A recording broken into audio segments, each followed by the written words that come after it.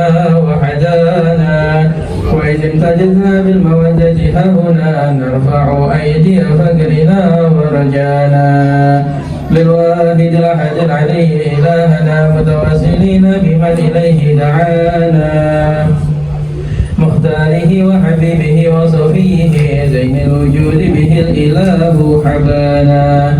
يا ربنا يا ربنا يا ربنا بالمصطفى اقبلنا أجب دعوانا، أنت لنا يا ذخرنا في هذه الدنيا وفي أخرانا، أصلح لنا الأحوال واغفر ذنبنا ولا تؤاخذ ربي إن أخطانا، واسلك بنا في نهج طه المصطفى ثبت على قدم الحبيب خطانا، أرنا بفضل منك طلعة أحمد في بهجة عين الرضا ترعانا، واربط به في كل حال لنا حبيبنا من ودى ومن أمانا، والمحسنين ومن أجاب نداءنا وذوي الحقوق وطالبا أوصانا، والحاضرين وساعيا في جمعنا ها نحن بين يديك أنت ترانا، وانصر بنا سنة طه في بقاع الأرض واجمع كل من آذانا،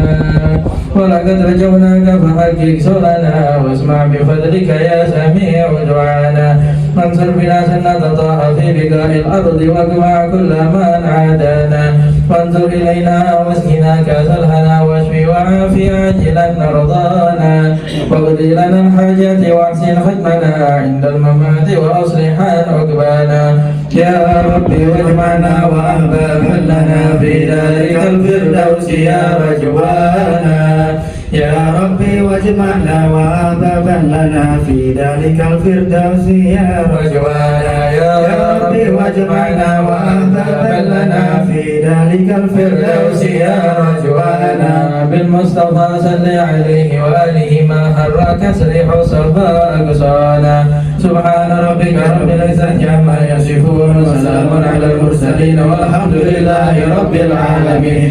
إن الله وملائكته يصلون على النبي يا أيها الذين آمنوا صلوا عليه وسلموا تسليما، الصلاة والسلام عليك يا سيد المرسلين، الصلاة والسلام عليك يا خاتم النبيين، الصلاة والسلام عليك يا من أرسلك الله رحمة للعالمين. ورضي الله تعالى سادة أصحاب سيدنا رسول الله أجمعين، آمين. بسر الفاتحة.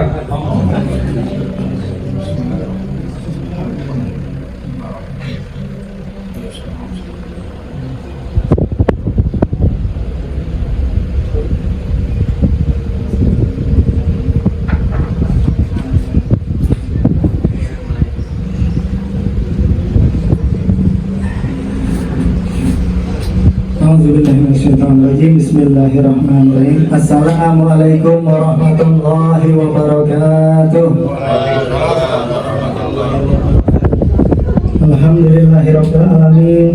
Allahumma shalli salaman kamilatan wa sallim salaman taman ala sayyidina Muhammadin allazi tanhalu bihi al-qulub wa tanfariju bihi al-qulub wa tuddu bihi al-wajib wa tanhalu bihi al-qulub wa sunnatin wa sallallahu alaihi wa sallam. Alhamdulillah, hari ini kita diberikan kesempatan untuk berkumpul keluarga dari Tem Yusuf Indra. Insya Allah kegiatan-kegiatan semacam ini memberikan manfaat, berkah untuk kita semua, dan kita tidak lupa untuk selalu mendoakan orang tua kita yang sudah tiada maupun yang masih ada. Insya Allah kegiatan-kegiatan ini bisa rutin kita jalankan. Amin. Alhamdulillah, dalam setahun ini kita ada 2 kali ya sebelum ini ya. Pertama di rumah ini kita baca Yasin, tahlil. Kedua kita setelah Lebaran di puncak kan. Alhamdulillah hari ini diberi kesempatan lagi untuk berkumpul. Terima kasih yang sudah hadir, dan bagi yang insya Allah sama dapat berkahnya. Kita sama-sama dapat ilmu, dapat barokahnya. Nah, sebelum Ustadz kita ceramah, alangkah baiknya kita kenal dulu. Jadi Maulana sendiri juga baru ketemu sama As-Sayyid Hafid bin Umar Barakbah. Beliau tinggalnya di Simone. Alhamdulillah baru ketemu kemarin, dan insya Allah hari ini bisa memberikan nasihat yang baik untuk kita. Beliau merupakan salah satu lulusan dari pondok pesantren di Tarim, yaitu Darul Mustafa, murid dari Sayyidil Walid Al-Habib Umar bin Hafiz yang kemarin baru datang ke Indonesia, yang isi das pelajar di Istiqlal. Insya Allah ilmu-ilmu yang dimiliki oleh Habib Umar bin Hafiz kita dapat melalui wasilah dari As-Sayyid Hafid bin Umar Barakbah. Jadi kalau kita udah kenal, kita tahu dari mana, kita nyaman dengarnya. Nanti insya Allah setelah nasihat, kita mungkin memberikan kepada jamaah kesempatan buat nanya. Ada yang bingung, ada yang belum tahu, ada yang mungkin resah dengan hidupnya, silakan ditanyain aja. Insya Allah kita cari jawabannya sama-sama. Ada yang belum dapat jodoh, minta doain sama Ustadz. Ya biar nggak memperpanjang. Ada yang nanya, Ustadz udah makan atau belum? Udah, alhamdulillah.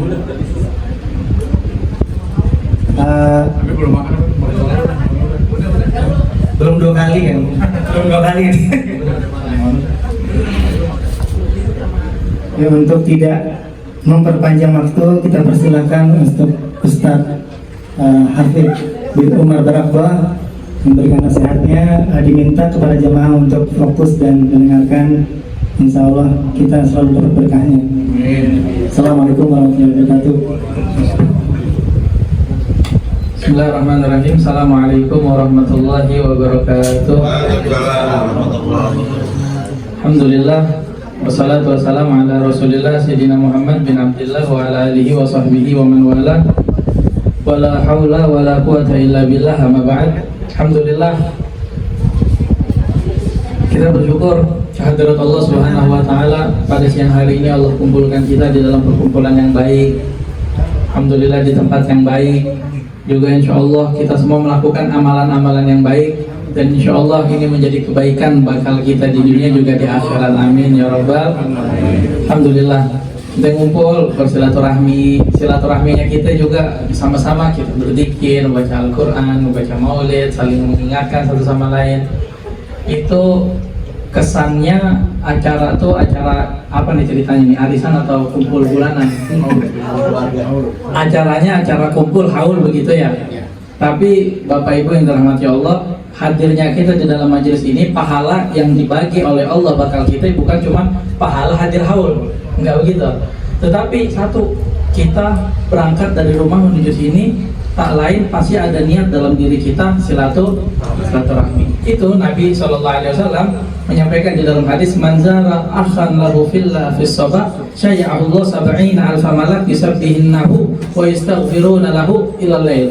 Kata Nabi SAW di dalam hadis, barang siapa yang berkunjung bersilaturahmi ke saudaranya di pagi hari, niscaya Allah Subhanahu wa taala mengutus bagi dia 70.000 malaikat yang mendoakan dia, membacakan istighfar buat dia sampai malam hari. Kita sanggup nggak kira-kira baca istighfar 70.000 kali?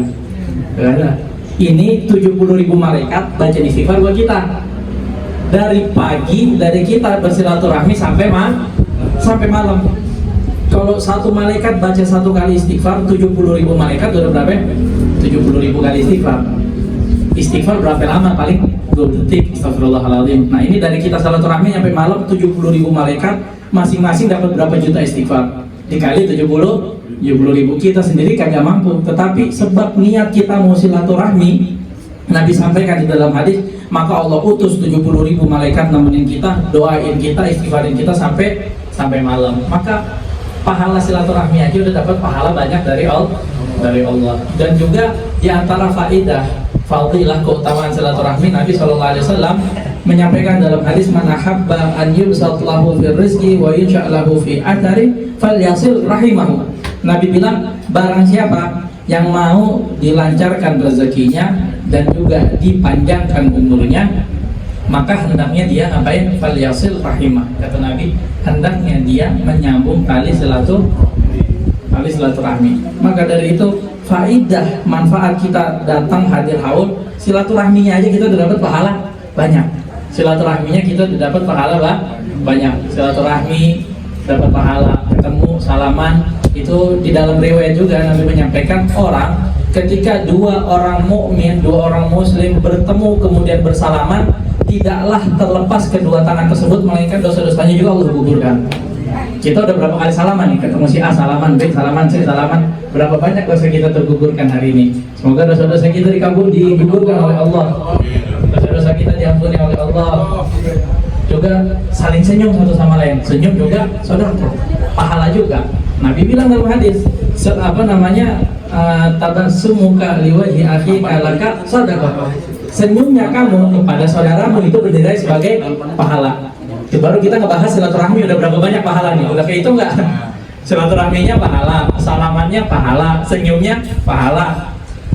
Baru silaturahminya doang. Kita kumpul, nah itu suguhannya bawa masing-masing pahala juga begitu. Ini baru kalau kita mau ngebahas silaturahmi aja pahalanya udah banyak gitu. Kalau kita hari Sabtu nih misalkan di rumah jalan-jalan ke mall pahalanya apa? Jalan-jalan ke mall pahalanya apa begitu kan, weekend liburan. Tapi modal gini silaturahmi begini pahalanya udah berapa banyak yang kita dapatkan, baru silaturahminya doang begitu. Kemudian kita di sini sama-sama ngumpul memperingati haul begitu juga. Nabi SAW itu memerintahkan kepada kita udhkuru mahasina mautakum, sebutkanlah kebaikan mayat kalian. Itu perintah dari Nabi agar kita menyebut kebaikannya, kita memperingatinya, kita mengenangnya, dan juga bakal pelajaran buat kita ketika hidup di dunia. Majelis yang baik, kita hadir majelis zikir, kita datang hadir majelis maulid, kita datang majelis hadir majelis maulid yang baik semacam ini, majelis taklim, majelis zikir, majelis maulid. Nah, ini majelis haul judulnya. Cuma kita di dalam ngaji, baca Quran, ada Al-Quran tadi dibacakan. Kita baca maulid juga. Kemudian kita juga dengerin nasihat agama. Kita dengerin salawat Nabi SAW. Kita bersalawat kepada Nabi SAW. Ini adalah namanya majelis zikir. Majelis yang mana Nabi SAW itu menyampaikan dalam hadis, ghanimatu majalis dzikr jannah. Ghanimah orang yang hadir ke dalam majelis zikir adalah surga. Tahu apa itu ghanimah? Ghanimah itu adalah harta rampasan perang. Ketika dulu Nabi dan para sahabat pergi berperang, selesai peperangan, kalau kaum muslimin menang, itu ada namanya harta rampasan perang. Onta, kemudian tawanan ya hamba sahaya, senjata, pedang dan lain sebagainya, itu halal buat kaum muslimin. Ketika orang pergi berperang, menang dari perperangan, dapatnya harta. Sedangkan Nabi bilang di dalam hadis, ghanimahnya orang yang hadir majelis zikir adalah surga. Hadir datang majelis zikir, kurang-kurang bawa surga. Dan di dalam riwayat yang lain, Imam Muslim di dalam sahihnya itu meriwayatkan hadis, innalillahi tabaraka wa ta'ala malaikatan sayaratan fudulan fil ard. Sesungguhnya Allah Subhanahu wa taala itu memiliki para malaikat yang tugasnya berkeliling di muka bumi. Ngapain tugasnya? Disuruh Allah ke muka bumi, yattabi'una majalis dzikir, cari-cari majelis zikir. Tugasnya malaikat itu turun ke bumi, nggak lain dan bukan untuk mencari majelis zikir. Nah, majelis zikir yang dimaksud di sini, para ulama ketika mensyarahkan hadis tersebut masuk ke dalamnya majelis taklim, majelis zikir mengingat Allah, majelis zikir mengingat Rasulullah, majelis zikir membaca Al-Quran, majelis zikir membaca sholawat dan lain sebagainya. Yattabi'una majalis zikir. Itu malaikat turun ke bumi cuma nyari majelis zikir. Fa idza wajadu majlisan fi dzikir, ketika malaikat telah mendapati majelis zikir yang dimaksud, oh ketemu majelis zikir. Apa yang dilakukan? Go'adu wa jalasa ma'ahum. Malaikat duduk, malaikat hadir bersama para hadirin. Hatta yamla'u ma bainahum wa baina sama'i dunya bi ajnihatihim. Sampai saking banyaknya itu malaikat datang tumpuk-tumpukan dengan sayapnya sampai ke langit dunia. Majelis zikir semacam ini. Ada malaikat datang, malaikat duduk, malaikat tumpuk-tumpukan saking banyaknya sampai langit dunia. Hanya saja kita tidak dapat melihat. Yattabi'una majalis dzikr hatta yamla'u ma bainahum wa baina sama'i dunya. Fa idza tafarraqu, malaikat hadir, malaikat duduk. Ketika majelis tersebut telah berakhir, ketika majelis tersebut telah selesai, orang-orang pada pulang ke rumahnya masing-masing, maka malaikat araju wa sa'adu ila sama. Malaikat pergi kembali ke langit. Kita kan udah pada pulang, malaikat juga ikut pulang. Pulangnya kemana? Ke langit. Sampai di langit, Fasa'alahumullah, maka Allah bertanya kepada mereka, min aina ji'tum, dari mana kalian datang wahai para malaikat. Nah di sini di garis bawahi Nabi mengatakan dalam hadis wa huwa a'lamu bihim, Allah itu tahu malaikat datang dari mana. Jadi perlu kita ketahui, Allah bertanya bukan berarti Allah tidak tahu. Allah tahu, cuma sebagai pelajaran bakal kita, makanya terbitlah hadis tersebut. Wah, apa namanya, malaikat bertanya, min aina ji'tum, datang dari mana kalian? Maka malaikat menjawab, melapor, ji'na min ibadin laka fil ardi ya Rabb, kami datang dari hamba-hambamu wahai Allah di muka bumi, yusabbihunaka, bertasbih kepadamu, wa yuhallilunaka, bertahlil kepadamu, wa yastaghfirunaka, beristighfar kepadamu, wa yas'alunaka, juga meminta kepadamu, wa yasta'idunaka ya Rabb, juga meminta perlindungan kepadamu. Maka Allah Subhanahu wa taala mendengarkan hal tersebut, maka Allah bertanya, tadi kamu bilang mereka di bumi itu meminta kepada saya. Mimma yas'aluna, kata Allah. Minta apa mereka kepada saya? Mereka jawab, yas'aluna jannah ya Rabb. Mereka minta kepadamu surga. Kemudian wa yastajiruna nih. Baik, kata Allah, marhaba, minta surga. Kemudian yang kedua, tadi kamu bilang mereka itu takut akan sesuatu sehingga meminta perlindungan kepada saya. Dari apa mereka takut? Dari apa mereka meminta perlindungan kepada saya? Maka dijawab sama para malaikat, yastajirunaka min narik, meminta perlindungan darimu dari api neraka. Pertama minta surga, kedua minta perlindungan dari api neraka. Kemudian mereka mengucapkan wa yastaghfirunaka ya Rabb, juga para hamba-hambamu tersebut tuh tadi ngumpul itu beristighfar kepadamu, meminta ampun kepadamu. Maka Allah jawab, ghafartu lahum, mereka semua telah saya ampuni dosa-dosanya. Apa kata Allah ketika malaikat laporan mereka istighfar kepadamu wahai Allah, minta ampunan kepadamu wahai Allah? Jawaban dari Allah apa? Ghafartu lahum, saya ampuni dosa-dosa mereka. Wa ataituhum ma sa'alu, apa yang mereka minta saya kasih. Minta apa tadi laporannya? Minta wastajartuhum mimma stajaru, saya berikan perlindungan dari apa yang mereka takutkan. Takut apa tadi sama? Neraka. Kemudian apa yang namanya? Itu menariknya tidak sampai di situ hadisnya. Malaikat juga bilang, melanjutkan di dalam hadis tersebut, ya Rabb, wahai Allah, inna fihi fulanun abdun khatta'un innama marra fajalasa ma'ahum. Wahai Allah, kata malaikat, itu majelis zikir betul. Oke lah, tadi sudah dideklarasikan bahwasanya mereka mendapatkan yang pertama apa? Ampunan. Kedua masuk surga. Ketiga perlindungan dari api. Tapi wahai Allah, kata malaikat, Nabi melanjutkan dalam hadisnya, di dalam majelis tersebut fihi abdun khata', ada hamba tukang buat dosa. Kalau kita belajar bahasa Arab itu ada lafaz khata' itu artinya sering melakukan dosa. Ada lafaz namanya khati', artinya pernah berbuat dosa. Di sini Nabi menggunakan tekstualnya itu khata', sering buat dosa. Berarti kalau kita terjemahin ke dalam bahasa Indonesia, wahai Allah, di dalam majelis tersebut ada pendosa, artinya sering bikin dosa. Nggak sampai di situ, innama marra fajalasa ma'ahum, kebetulan lewat ikut nimbrung, dapat juga apa kagak? Kebagian juga apa kagak? Maka Allah jawab, ghafartu, mereka juga saya ampuni. Ini dalam riwayat Imam Muslim. Dan yang lebih menarik, kalau kita cek di dalam riwayat Imam Tirmidzi, malaikat bilang kepada Allah, wahai Allah, inna fihi fulanun abdun khata', di dalam majelis tersebut ada fulan, hamba pendosa, innama ja'a lil hajah, dia datang karena hajat. Hajat di sini mengandung banyak makna. Hajat mau minta surga juga hajat, minta ampunan dosa juga hajat, nuntut ilmu juga hajat. Tapi yang dimaksud di dalam teks hadis tersebut bukan hajat begitu, tapi mau hajat dunia. Maka bagaimana orang yang begini? Kata Allah, ghafartu, mereka juga saya ampuni. Bahkan guru-guru kita itu sering menjelaskan bahwasanya di dalam majelis ini dianalogikan ada seorang ini mau nagih utang ke si B. Ada si A mau nagih utang ke si B. Setiap datang ke rumahnya kagak ketemu bininya, kagak ada, lagi pergi gawe. Datang hari kedua kagak ada, lagi mancing. Hari ketiga kagak ada, lagi keluar pokoknya. Nah akhirnya dapat informasi, oh si B ini kalau hari-hari tersebut kagak ada, cuman kalau malam Jumat hadir di majelis Habib A, hadir di dalam majelis Kiai A, Kiai B gitu. Sehingga si tukang tagih utang ini udah bebek deh, capek deh gue rumahnya kagak ketemu, akhirnya datang ke majelis yang mana si B ini suka hadir. Datang ke dalam majelisnya, tujuannya ngapain? Mau ngaji nggak? Kagak. Mau tahlilan? Kagak. Baca maulid? Mau nagih utang. Ketika hadir di dalam majelis tersebut, ketemu nggak ketemu orangnya, sebab dia datang walaupun tujuannya duniawi nagih utang, maka dapat pengampunan dosa dari Allah. Begitu mulianya majelis ilmu, majelis zikir, majelis ta'lim. Ini loh orang yang cuma modal nagih utang doang juga dapat hal yang demikian. Maka bagaimana orang yang hadir dengan sungguh-sungguh? Itu diceritakan di Hadramaut. Itu ada namanya Habib Hasan bin Saleh Al-Bahar. Itu di salah satu kota di Hadramaut.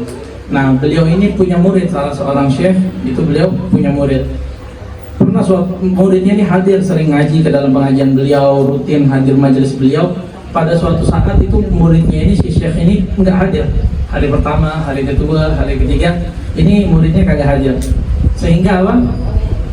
Beberapa hari kemudian dapatlah berita muridnya ini akan masuk ke kelas. Akhirnya datang ke pengajiannya. Akhirnya ditanya, wahai syekh, beberapa hari ini kamu kemana? Kok kagak kelihatan nih? Kagak kelihatan, kemana aja nih beritanya?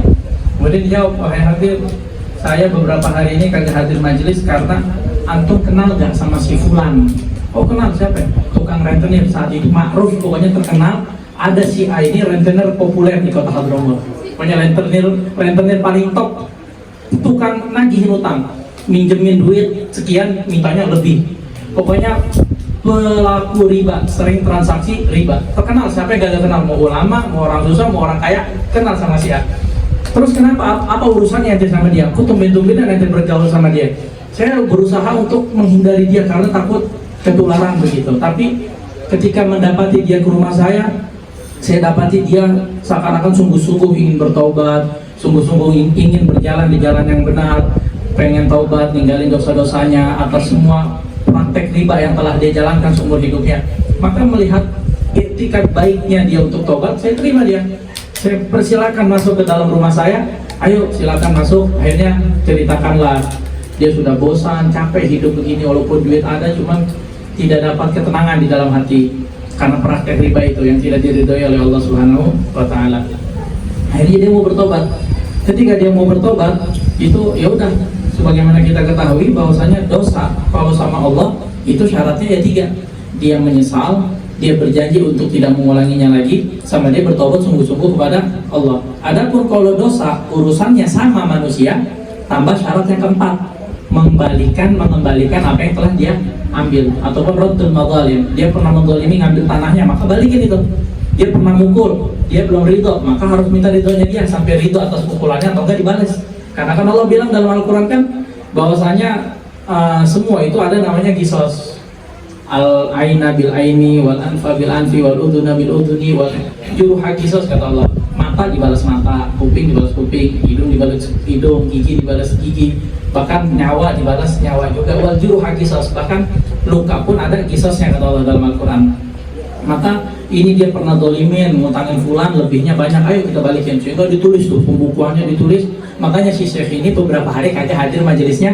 Si Habib sibuk ngurusin ini, selembar, 2 lembar, pokoknya banyak. Akhirnya membagiin itu yang dia pernah dulu ngedolimin ke orang-orangnya. Ini duitnya balikin, sampai ke rumah-rumahnya, ke kampung ini, kampung sebelah. Pokoknya sibuk sama urusan si fulan ini, si rentenir ini. Sampai selesai urusannya beres, masih ada duit sisa.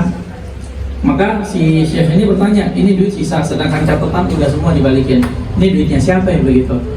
Kemudian si rentenir karena bilang, udahlah, ini pasti duitnya syubhat. Dibilang halal ya, kagak halal, dibilang haram ya, kagak haram, karena kan posisinya, situasinya udah dibalikan semua catatannya. Cuman berhati-hatilah, ini syubhat, lebih baik kita sedekahkan. Ayo Syekh, bantu saya sedekahin. Akhirnya disedekahin kok, semua warga fakir miskin gitu. Nggak lama setelah kejadian itu, ini si rentenir meninggal dunia. Meninggal, si Syekhnya PR lagi, ngurusin jenazahnya lagi begitu. Diurusin jenazahnya udah beres urusan sama si rentenir, akhirnya datang ke majelis Habib Hasan bin Saleh Al-Bahar, diceritakan itu semua. Maka Habib Hasan bilang, wahai Syekh, tahu gak kamu kenapa kok tiba-tiba ucuk-ucuk nih orang datang ke rumah kamu minta taubat? Kenapa? Dia seminggu yang lalu sebelum datang ke rumah kamu itu masuk ke kota ini mau nyari orang yang utang sama dia, mau nyari orang yang utang sama dia, mau nagih utang. Kedatang ke rumahnya kagak ketemu orangnya, dibilangin bininya, suaminya datang di majelisnya Habib Hasan bin Soleh Al-Bahar. Akhirnya itu si rentenir datang ke majelis saya melihat orangnya, saya kenal orangnya, dia tujuannya nyari yang utang ke dia. Pas lagi dia datang, saya melihat rahmat Allah turun, hidayah Allah turun ke hadirin yang datang. Kebetulan dia ada di situ, kecipratan rahmatnya Allah. Dari situ dia dapat taubat, dari situ dia dapat hidayah. Pulang dari majelis yang tujuannya nyari utang, dapat hidayah dari Allah. Datang ke kamu, taubat lewat kamu, akhirnya meninggal dalam keadaan husnul khatimah. Sebabnya apa? Kagak sengaja datang ke majelis taklim, tujuannya nyari orang buat nagih hutang begitu. Tapi itulah keutamaan daripada majelis taklim, itulah keutamaan daripada majelis zikir. Ketika hadir di dalam majelis semacam ini, rahmat Allah turun, karunia Allah turun, nafahat dari Allah turun sampai kepada kita yang hadir, bahkan di sekeliling kita, dan bahkan orang-orang yang tidak sempat hadir jasadnya tetapi kita hadirkan mereka, rohnya datang di tengah-tengah kita, maka insya Allah kebaikan yang didapatkan kita semua sampai kepada mereka semua, amin ya rabbal alamin. Maka seperti inilah majelis yang kelihatannya sepele, majelis yang kelihatannya buat apa sih hadir majelis? Buat apa sih hadir majelis? Rajin banget hadir mingguan, rajin banget hadir majelis bulanan, hadir banget, rajin banget sih hadir majelis buat apa?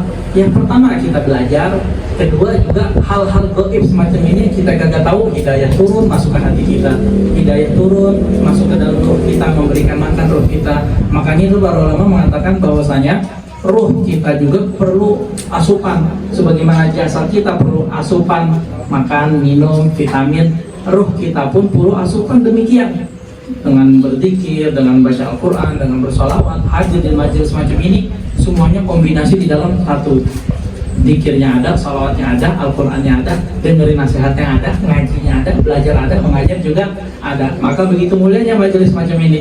Ketika seseorang yang gemar hadir ke dalam majelis semacam ini, maka insya Allah orang tersebut adalah orang-orang yang dipilih oleh Allah, termasuk orang-orang yang baik. Karena itu ulama mengatakan bahwasanya sesungguhnya Allah Subhanahu wa Ta'ala itu memberikan dunia kepada siapapun, kepada hamba, kepada makhluk yang Allah cintai, dan kepada makhluk yang tidak Allah cintai. Bahkan dunia Allah kasih sama siapa aja. Maka kita lihat orang kaya raya nggak melulu orang muslim, yang non muslim juga banyak. Karena konteksnya di situ adalah dunia Allah berikan kepada siapa aja tanpa pilih kasih. Muslim bukan muslim, orang yang Allah cintai ataupun orang yang tidak Allah cintai, semua Allah bagi dunia. Akan tetapi akhirat, wa ma yata'allaq bil akhirah, dan hal-hal yang berkaitan dengan akhirat itu Allah pilih, Allah berikan kepada orang-orang yang dicintainya sahaja. Jadi ketika kita Allah gerakan hati kita subuh-subuh sholat, oh enak nih bangun sholat masjid, sholat subuh di masjid, berarti itu kan kode tuh Allah memberikan akhirat kepada kita. Enggak Allah beri kepada sembarang orang. Kalau bangun jam 7 untuk pergi kerja, semua orang juga Allah bangunin jam 7 pergi kerja, mau yang Cina, mau yang Nasrani, mau yang Muslim, karena tujuannya nyari dunia. Artinya Allah kasih itu dunia kepada siapapun. Tapi yang bangun jam 4 datang ke masjid tahajud, enggak sembarang orang dikasih sama Allah. Maka dari itu yang dunia Allah kasih sama siapa aja, jadi semua orang jam 7 bisa bangun pergi kerja. Tetapi akhirat, sholat tahajud di masjid, kemudian sholat subuh berjamaah di masjid, itu enggak Allah kasih ke sembarang orang. Allah kasih kepada orang-orang yang dicintainya saja, sehingga bisa bangun sholat di masjid begitu. Begitu pula majelis semacam ini, ketika kita sudah diberikan dalam hati kita untuk hadir dalam majelis yang baik, maka itu kode Allah ingin memberikan akhirat kepada kita. Ketika kita sudah peka atas kodenya Allah, kembali lagi kepada kita, mau kita jalankan atau tidak, mau kita amalkan atau tidak. Allah udah ngasih, maka kita harus semangat gitu untuk menjalankan hal-hal yang baik yang telah Allah perintahkan kepada kita. Khususnya kita ini umatnya Nabi Muhammad SAW. Ini masih lanjut nggak? Jam berapa ini? Lanjut, aman. Takut kekenyangan nasihat lagi, nanti muntah lagi. Ya, jadi alhamdulillah kita dijadikan sebagai umatnya Nabi Muhammad, umat yang paling baik. Itu Allah Subhanahu wa Ta'ala bilang kan dalam Al-Quran, kuntum khairu ummatin ukhrijat linnas, kata Allah, kalian adalah umat paling baik yang pernah ada di kalangan para manusia begitu. Ada Nabi Adam punya umat, Nabi Nuh punya umat, Nabi Lut, Nabi Hud, nabi-nabi itu punya umat. Sedangkan kita adalah umatnya Nabi besar Muhammad Sallallahu Alaihi Wasallam, umat yang paling mulia, umat yang paling baik, umat yang paling dulu masuk ke dalam surganya Allah. Karena sesungguhnya Allah Subhanahu Wa Taala mengharamkan surga untuk dimasuki siapapun sebelum dimasuki Nabi Muhammad dan umatnya. Kalau dilihat, kita ini ketika mendapatkan prioritas sebagai umat terbaik sebenarnya bukan karena amal ibadah kita, bukan karena taat kita. Itu umat terdahulu umurnya sampai 300 tahun, sampai 1000 tahun. Nabi Nuh alaihi salam dalam Al-Quran Allah bilang bahwasanya beliau itu berdakwahnya itu 950 tahun. Berarti umat-umat terdahulu pun umurnya 500 tahun, 600 tahun. Bahkan ceritakan itu di kalangan kaum Bani Israel, mereka itu ketika ditanyakan oleh Nabi mereka, bagaimana pendapatmu terkait umat akhir zaman yang umurnya 60-70 tahun, kepada kita maksudnya tujuannya. Kemudian dijawab, kalau saya termasuk golongan umat tersebut, makan kagak bakalan sempat, minum kagak bakalan sempat, wahata saya full 24 jam beribadah kepada Allah itu masih kurang. Karena yang ditanya adalah orang yang umurnya sampai ratusan tahun, gimana mau ngejar ibadahnya mereka begitu. Dan itu ada cerita menarik di kalangan Bani Israel. Suatu hari ada seorang perempuan, seorang ibu yang menangis. Kemudian ditanya, wahai ibu, kenapa kamu menangis? Maka dia menjawab, saya menangis sedih mengasihi anak saya yang meninggal ketika dia masih kecil. Seharusnya dia masih punya masa depan, masih bakalan terus belajar menggapai cita-citanya, membahagiakan orang tua dan lain sebagainya. Tetapi masih usia yang kecil dia sudah meninggal dunia. Kemudian ditanya, emang berapa usianya ketika dia meninggal? Maka dijawab sama ibu tersebut, saya sedih dia meninggal usia dia baru 300 tahun.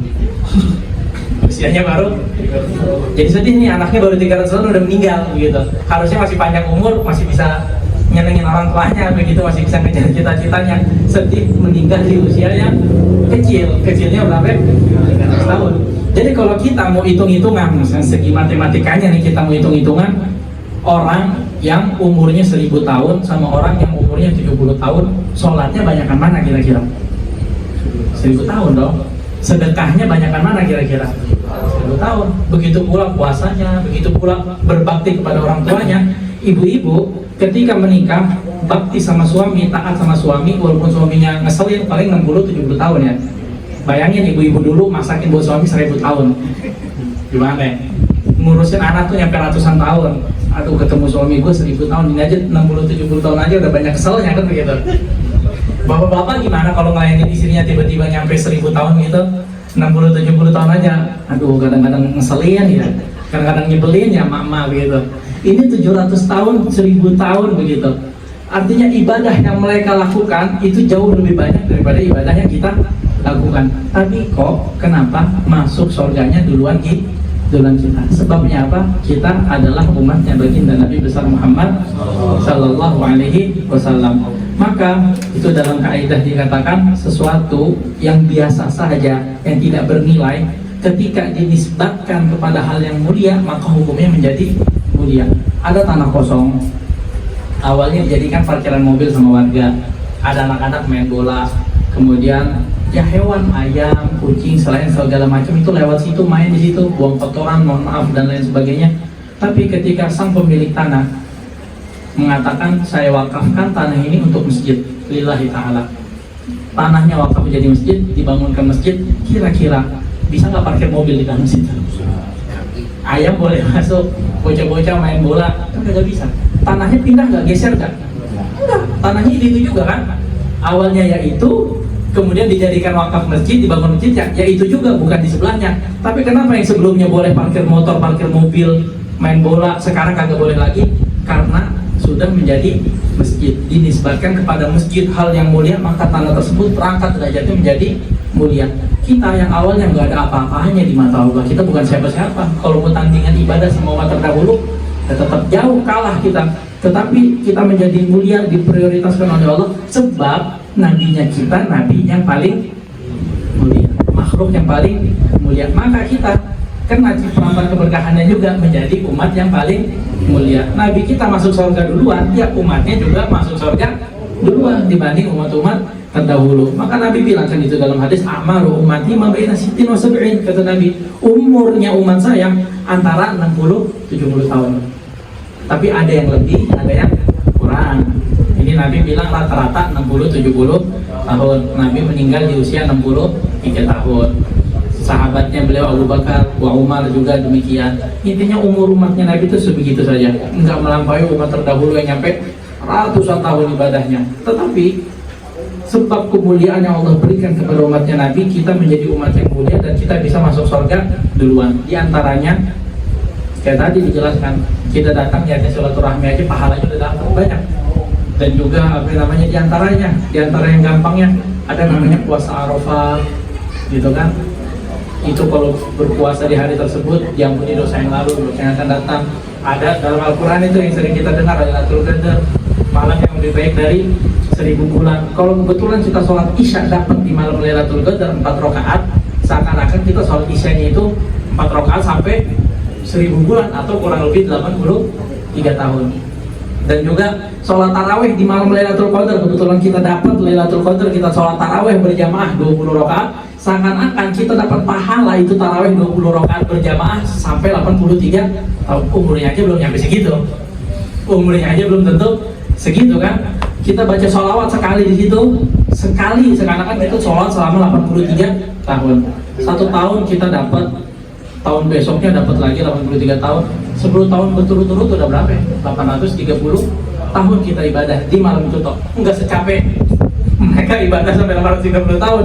Berarti suami yang malam itu ketika malam Lailatul Qadar membahagiakan istrinya, misalkan ngasih kado, membahagiakan istrinya, bikin istrinya senang, seakan-akan itu menyenangkan istrinya selama 83 tahun.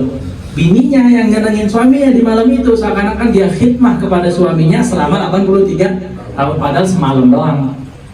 Begitulah keutamaan umatnya Nabi besar Muhammad Sallallahu Alaihi Wasallam. Maka dari itu kita juga seharusnya untuk bagaimana kemudian tahu apa tujuan kita hidup di dunia. Kita kan sama-sama tahu tadi Nabi bilang umurnya 60-70 tahun.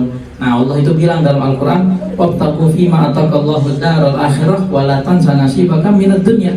Allah nyuruh, ayo fokus kejar akhirat kamu, karena itu adalah kehidupan yang abadi, kehidupan yang hakiki. Tapi Allah juga bilang, wala tansa nasibaka minad dunya, jangan lupakan bahagianmu dari dunia, karena kamu pun hidup di dunia. Tujuan fokus utamanya adalah akhirat. Makanya Nabi bilang dalam hadis, al-qayyis mandana nafsahu wa amila lima ba'dal maut.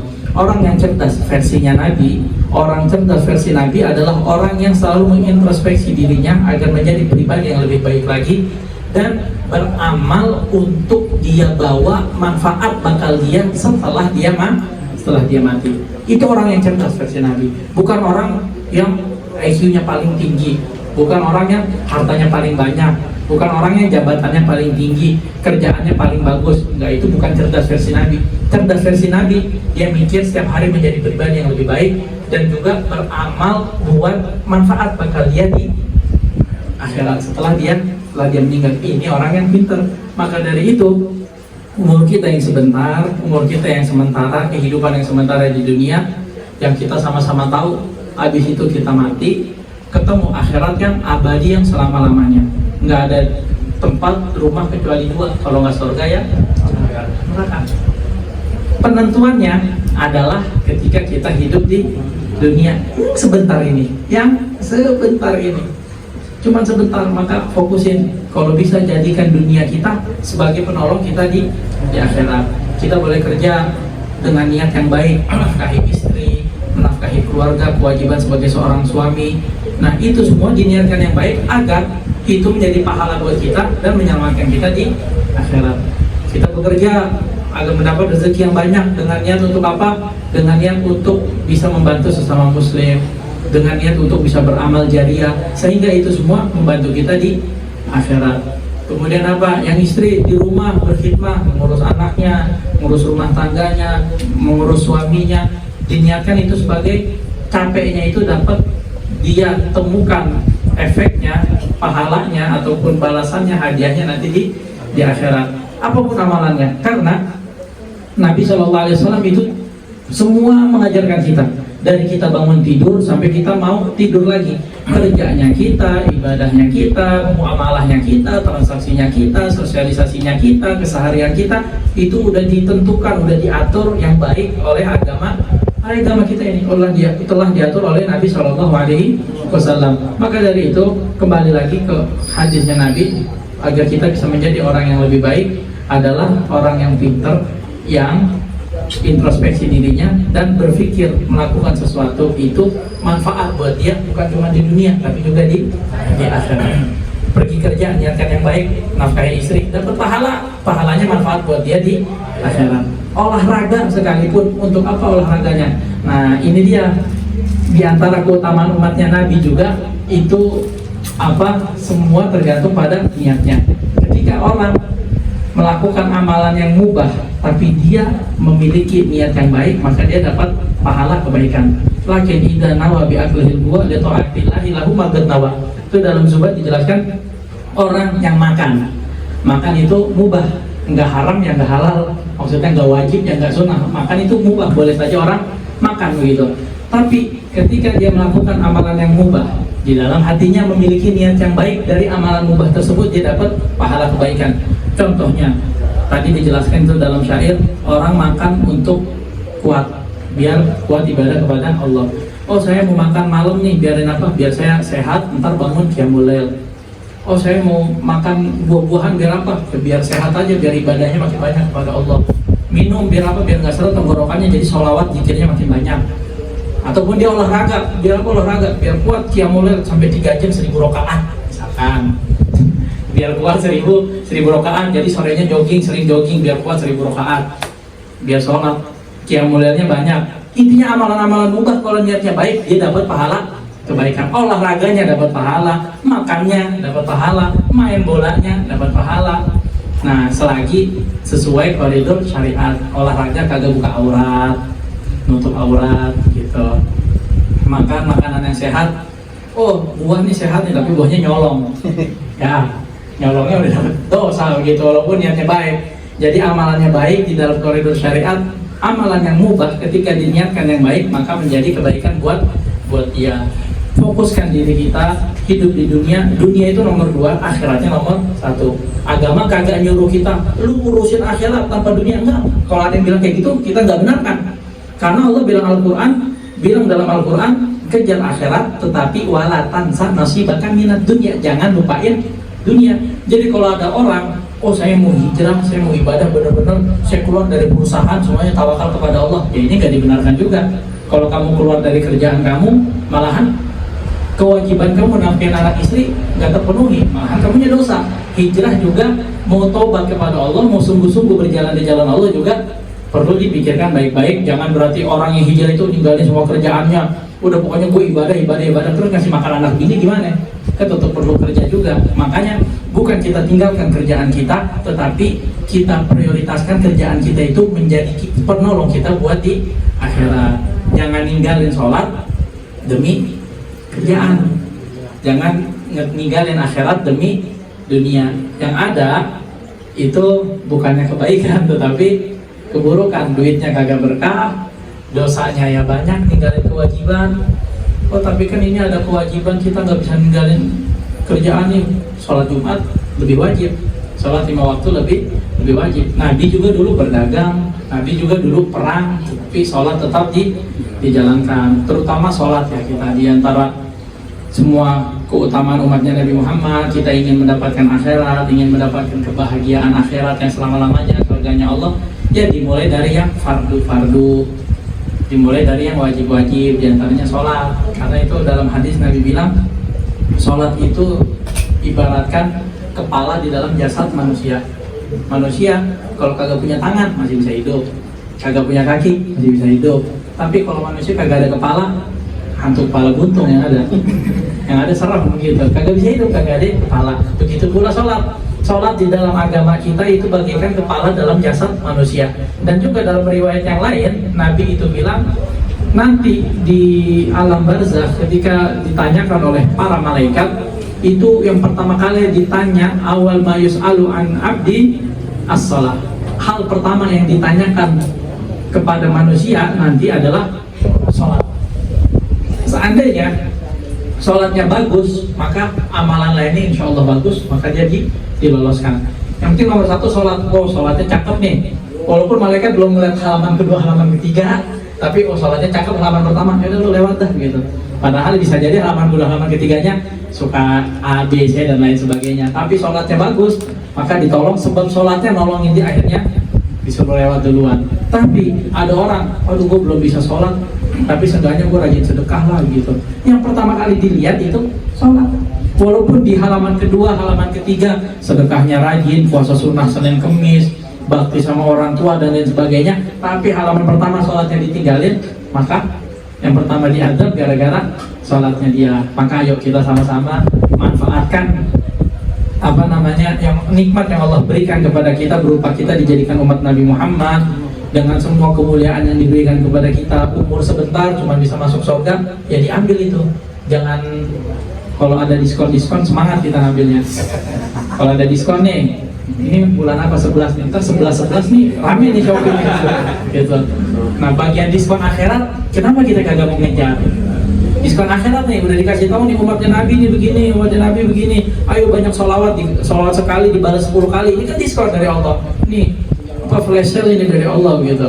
Kemudian ntar ada bulan Ramadan, sebentar lagi kita masuk ke dalam bulan Ramadan. Amal pahala sunnah diberikan ganjaran seperti pahala yang wajib sampai 70 hingga 700 kali lipat. Ayo diambil. Kemudian juga apa? Dengan silaturahmi dapat panjang umur, lancar rezeki, juga dapat mengampuni dosa.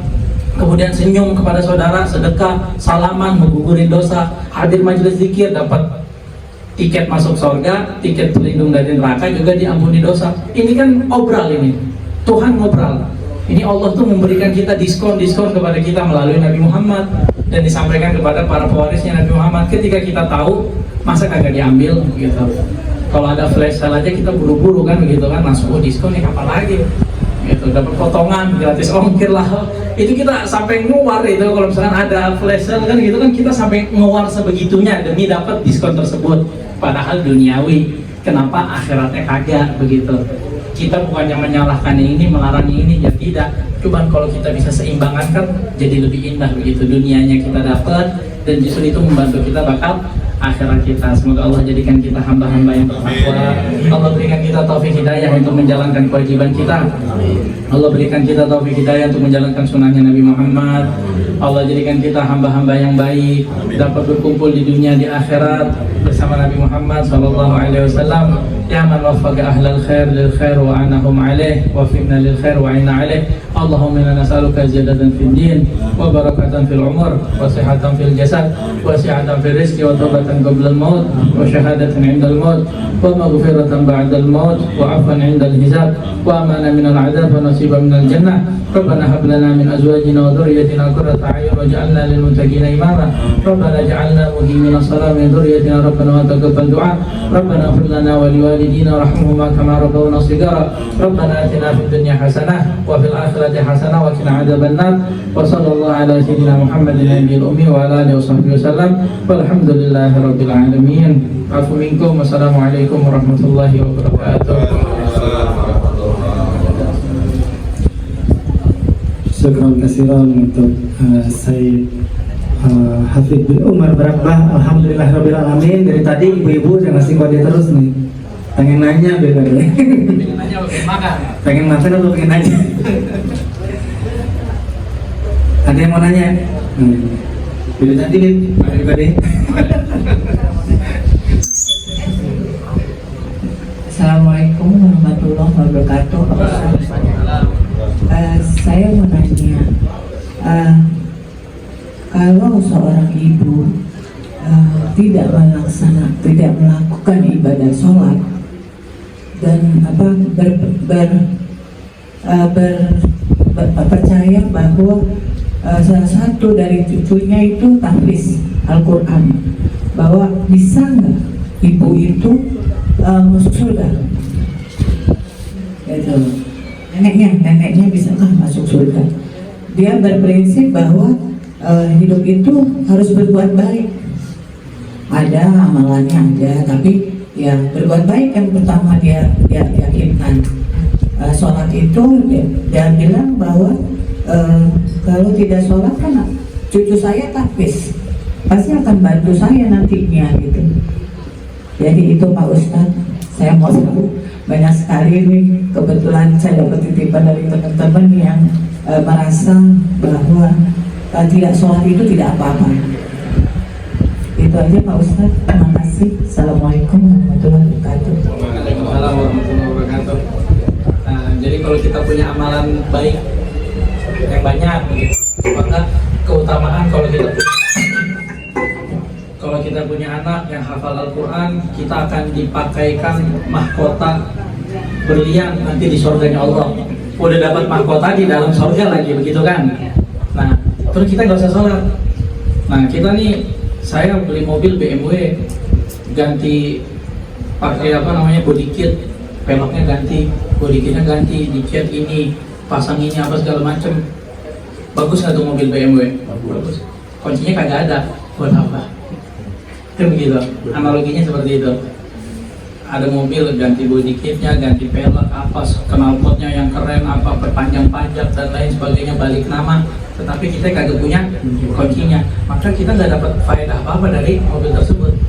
Justru itu tuh sebagai penghias buat mobil kita, tapi intinya kita harus punya mobilnya ataupun punya kuncinya. Nah, kunci daripada mobil mewah tersebut dalam artian itu adalah arkanul Islam yang 5 tersebut. Kita syahadat, kita sholat, jalankan puasa, mengeluarkan zakat, sama pergi haji bagi yang mampu. Ini adalah komponen kunci. Ketika kita sudah punya kunci mobilnya, nah sedikit-sedikit anak kita tahfiz, berarti kita ganti knalpot biar knalpotnya yang mahalan dikit, knalpot racing. Oh, kemudian kita rajin bersedekah apa segala macam. Oh, berarti ganti body kitnya biar agak ceperan mobil BMW-nya gitu. Oh, kita punya sedekah Jumat, berarti ditambah spoiler belakangnya misalkan. Oh, tambah ini. Nah, amalan-amalan yang lain itu bagaikan spare part ataupun buat modifikasi mobil kita biar makin indah, biar makin bagus. Yang penting percuma mobil bagus kalau kagak punya kuncinya. Kuncinya adalah yang 5 tadi. Di antara yang 5 ada namanya sholat. Jadi mungkin bisa dipahami nih Bu. Buat apa punya mobil Alphard pakai sunroof apa keluaran terbaru tapi kagak punya kunci.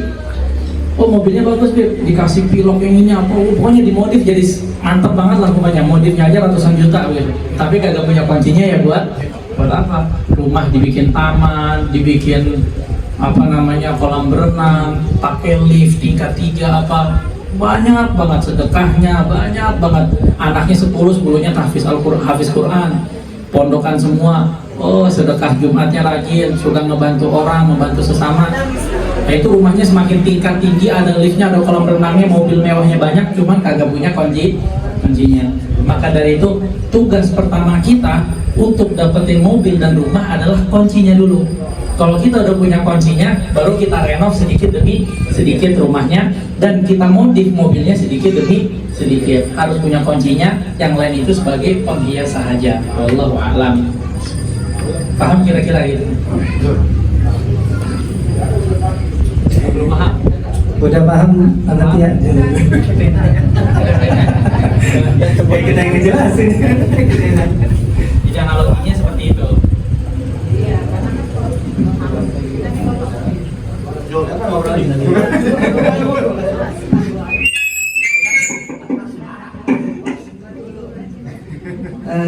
Iya Pak Ustadz, bahwa keyakinan mereka kan saya suka mengingatkan sholat itu kan Allah tahu.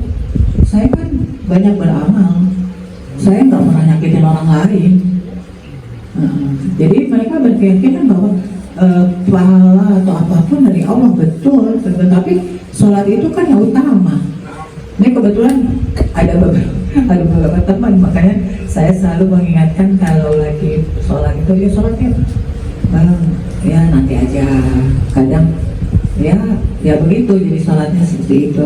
Maunya kita ini berteman ini kan saling mengingatkan, tapi ternyata pemahamannya beda gitu, bahwa dengan berbuat baik dan bersedekah sudah cukup gitu loh Pak Ustaz. Gitu Pak Ustaz. tugas kita adalah memberitahu kepada teman kita, karena Nabi bilang tidak sempurna iman seorang di antara kalian sampai kalian cinta kepada saudaranya sebagaimana cinta kepada dirinya sendiri. Itu kata Nabi. Artinya kalau kita mau dapat surga, kita demen diri kita masuk surga, maka saudara kita juga harus masuk ke dalam surga. Ketika kita senang, kita kenyang, maka saudara kita juga harus kenyang kayak kita. Itu adalah mukmin yang sempurna kata Nabi. Ketika kita mau melakukan ibadah, sholat, dapat pahala, harusnya kita ajak saudara kita juga biarin sama-sama dapat pahala dengan ikut sholat. Tetapi kembali lagi bahwasanya Allah bilang dalam Al-Quran, innaka lan tahdi man ahbabta walakin Allah yahdi man yasha.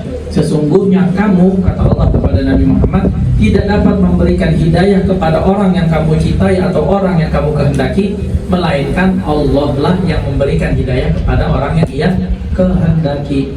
Juga kata Allah juga dalam Al-Quran bilang kepada Nabi, fadzakir innama anta mudzakir lasta alaihim bimusaitir. Ingatkanlah mereka, nasihatilah mereka, peringatkan mereka, tetapi masalah mereka menjalankan atau tidak itu urusannya Allah.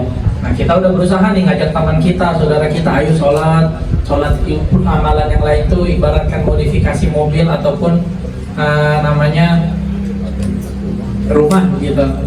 Apa sih bahasa Indonesia namanya? renov rumah yang renovasi rumah. Yang penting adalah kuncinya begitu. Kita ajak, kita berusaha ajak kepada kebaikan. Nah, kalau dia nggak dapat hidayah, ya hidayah adalah urusannya Allah. Tugas kita nasihati, dan gak cuma secara zahir, tetapi juga di sholat kita juga kita doakan mereka semua. Kalau masalah hidayah kan udah urusan Allah. Pamannya Nabi aja Abu Lahab kagak dapat hidayah. Pamannya Nabi itu Abu Jahal kagak dapat hidayah gitu. Tapi yang dapat hidayah paman yang Nabi yang lain, yang Sayyidina Hamzah, Sayyidina Abbas, ya dapat hidayah. Abi Thalib dapat hidayah. Nah, tapi apakah Nabi enggak mendakwahi semuanya? Nabi mendakwahi semuanya. Semuanya diajak, tetapi hidayah urusannya Allah. Kita pula demikian, sahabat-sahabat kita, kerabat kita, teman kita ajak, hidayah urusan Allah. Wallahu a'lam. Ada lagi? Ada lagi ibu-ibu nanya? Belum ada nih? Udah azan belum? Satu lagi mungkin ada yang mau nanya. Ini bapak-bapaknya kemana?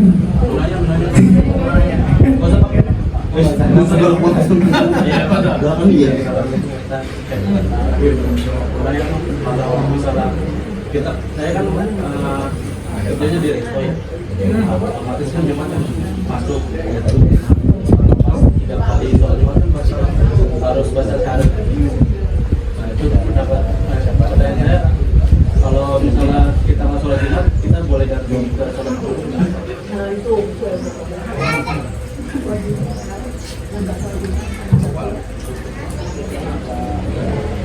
Kita ada kerjaan pas di hari Jumat, kita harus bagaimana dong? Cukup berat ya, tetapi kita punya satu kaidah. Kaidah ini bisa dipakai di kehidupan kita, bahwasanya apa? La ta'ata li makhluk fi ma'siyatil khaliq. Bunyinya adalah enggak boleh taat kepada makhluk di dalam kemaksiatan, unsur kemaksiatan kepada Sang Pencipta. Istri wajib taat kepada suami, wajib. Bahkan Nabi bilang, seandainya diperbolehkan seseorang sujud kepada seseorang, maka saya akan memerintahkan istri sujud kepada suaminya. Saking sebegitunya posisi istri yang wajib taat kepada suami. Tetapi kalau suami memerintahkan kepada istriku, coba tolong ke warung nih, beliin anggur merah misalkan, gimana kira-kira? Wajib taat kepada suami apa taat kepada Allah yang melarang untuk beli khamar? Prioritas tetap Allah. Begitu pula anak. Ketika anak itu wajib berbakti kepada ibu dan ayahnya, wajib berbakti kepada ibu dan ayahnya. Ketika ayahnya nyuruh anak perempuannya, kamu kalau sekolah, kuliah mau pakai kerudung dan kelihatan cantik aja sama teman-temannya, diperintahkan untuk buka kerudung. Maka yang harus diprioritaskan anak ini permintaan ayahnya atau permintaan Allah? Permintaan Allah untuk dia menutup aurat. Inilah bunyi kaidah, nggak boleh taat kepada makhluk di dalam perihal yang unsurnya itu maksiat kepada Khalik Sang Pencipta. Bos kita, atasan kita, perusahaan kita nyuruh kita jaga kerja pas sholat Jumat, tapi Allah nyuruh kita apa? Sholat Jumat. Jawabannya apa kira-kira? Prioritaskan Allah. Tapi kembali lagi di diri kita. Kalau saya sholat Jumat nggak boleh sama kerjaan, nanti keluar dari kerjaan dong. Berarti gimana gitu? Itu tetap kita harus usahakan. Maksudnya memberikan pemahaman kepada atasan kita untuk kemudian boleh nggak di waktu Jumatan ini saya izin untuk sholat Jumat, ataupun ada hukum di dalam fikih kalau kita bahas lebih mendalam, pondok pesantren misalkan ataupun perusahaan semua sholat Jumat, melainkan kalau semua sholat Jumat isinya kagak ada yang menjaga, maka di situ diperbolehkan 1-2 orang untuk tidak sholat Jumat demi menjaga perusahaan tersebut, pabrik atau pondok pesantren dengan syarat digilir. Nah, maka orang yang seperti ini itu dapat uzur untuk tidak melakukan sholat Jumat. Cuma kalau setiap Jumat, aduh ada gawean, nggak bisa sholat Jumat, Jumat depannya begitu lagi, sebulan, 2 bulan, setahun, 2 tahun, akhirnya nggak sholat Jumat demi kerjaan. Mohon maaf dengan berat hati, ini nggak bisa ditoleransi karena udah urusannya sama Allah begitu. Sholat Jumat adalah suatu kewajiban. Paling jalan keluarnya minta keringanan agar kita bisa sholat Jumat, atau paling tidak digilir. Misalkan dalam sebulan mungkin kita nggak dapat sholat Jumatnya sekali, tapi 3 kalinya kita dapat, daripada sebulan full nggak sholat Jumat, bulan depannya sebulan lagi nggak sholat Jumat, bulan depannya wah seterusnya seperti itu tidak sholat Jumat. Nah, kalau misalkan udah kita memprioritaskan Allah dalam kehidupan kita, pasti Allah juga prioritaskan kita. Dan kita nggak sedikit dengar cerita dari orang kerja hal-hal yang haram, misalkan sebelumnya kerja jual beli narkoba, mungkin hal-hal yang haram, dan dia pengen taubat. Nah, yang pertama kali diajukan oleh gurunya kepada muridnya tersebut yang mau taubat apa? Meninggalkan pekerjaan yang haram. Tapi saya nggak bisa nafkahin istri, tapi saya nggak punya kerjaan, tapi nggak bisa makan, tapinya ini masih matematika manusia. Ketika dia bertawakal kepada Allah, meninggalkan hal yang haram tersebut guna mendapatkan ridha Allah, maka pasti dengan keyakinan, ikhtiar dan tawakal dia, Allah bakalan gantian lebih baik buat dia. Jadi semuanya kembali lagi ke individu masing-masing. Jawabannya tetap harus sholat Jumat. Tapi kita boleh gantian sih kalau mau sholat Jumat. Tadi kan sholat 3 kali Jumat, 2 kali nggak sholat, sekali kan sholat. 3 kali enggak. Usahain dalam sebulan itu yang nggak sholatnya 1 aja. Waduh,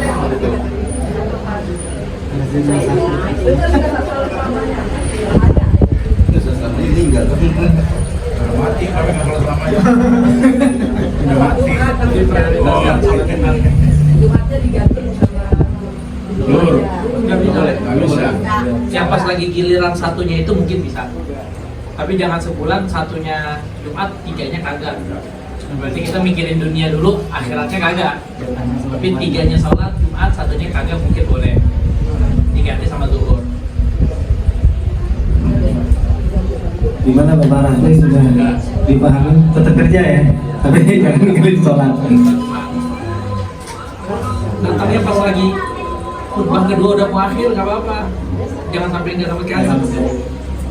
Atau mungkin sholat Jumat itu bisa dapat sampai ruku kedua, rakaat kedua, ruku di rakaat kedua masih dapat itu. Jadi kita sibuk kerja, tapi imamnya udah selesai khutbah pertama, khutbah kedua, kita langsung masuk masjid lah. Imam udah takbir, nggak apa-apa, selesai salam balik lagi, yang penting dapat sholat Jumatnya.